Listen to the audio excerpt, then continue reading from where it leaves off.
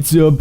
Shoki here. The LOBA buff idea. Every of these ideas are thought with casual and competitive matches in mind. I also played LOBA a lot and have over 1k kills with her. Before I tell you my ideas, one disclaimer. Not every idea from this video needs to be implemented. I mean, only if she's that terrible. And please don't say stupid things like, oh my god, this idea is so OP.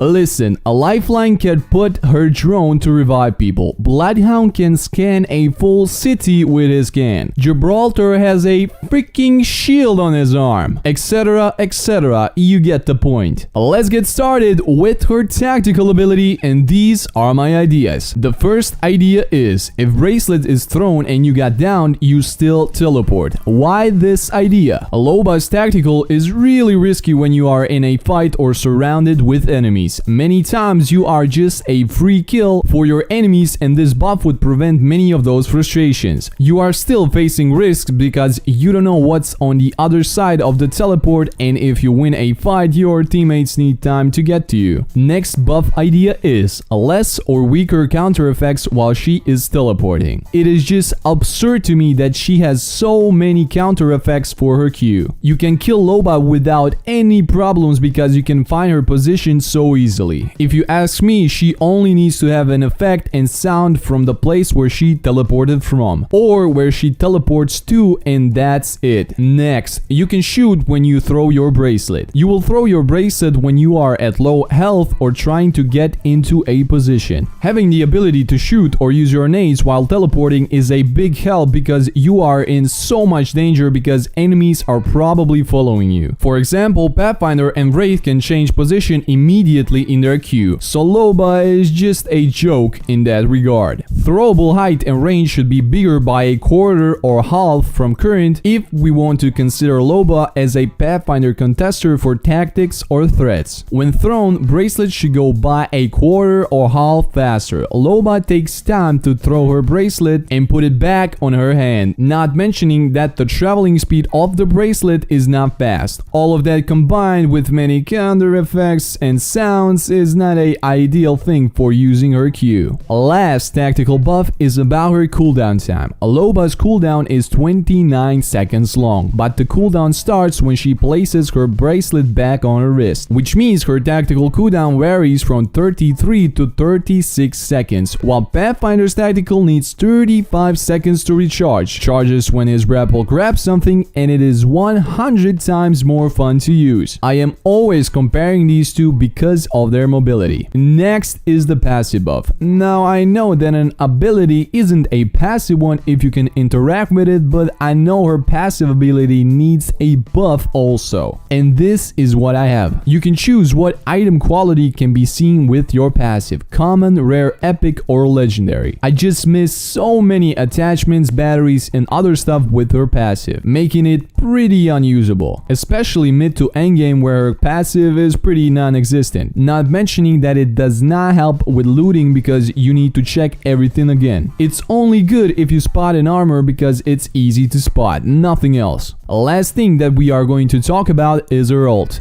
which is pretty underwhelming too. In competitive play, Wraith can portal to some death boxes and take stuff while other legends have better abilities over LOBA's ult. LOBA has less risk involved, so we need to capitalize on that. First thing is that her ult should be bigger by more than half or double to cover a big range so you get more potential with it, because a lot of spots will be looted if you are pinched and need some stuff from your ult. Next buff is that you can take 3 to 4 items from the ult. Currently you can only take 2 items, which is a pretty low number if you ask me. The advantage that it gives you is pretty low compared to other ults. 3 to 4 items are perfect and would make the ult much more helpful. This next one made it into a patch, so that is why it is green colored. The ultimate is now now ready every 90 seconds, which after my testing makes the ult perfect. If you ask me, the cooldown for the ult is now great and it should stay like this. And next buff that is super good in some scenarios is that you can pick up banners from death boxes. This is a little buff, but I think it could make some clutch situations in the competitive scene. Next buff is picking up care package weapons with LOBA ult. Currently, the care package needs to be open to get items from it with the LOBA ult, which means if it's risky to get it, the ult is useless, or you need to wait for an enemy to open the care package, which involves a lot of gambles. And the last buff that fell on my mind is this: ultimate is charged after landing from the dropship, and as you can see, it is marked as a class perk. For the people that don't understand this, when you land on the map, your ult is fully charged, which means you can grab something immediately and have a slight advantage over your enemy. And that is it, LOBA mains. Maybe the day will shine and we will use LOBA because she will be pretty good as a legend and not just pick her for eye candy.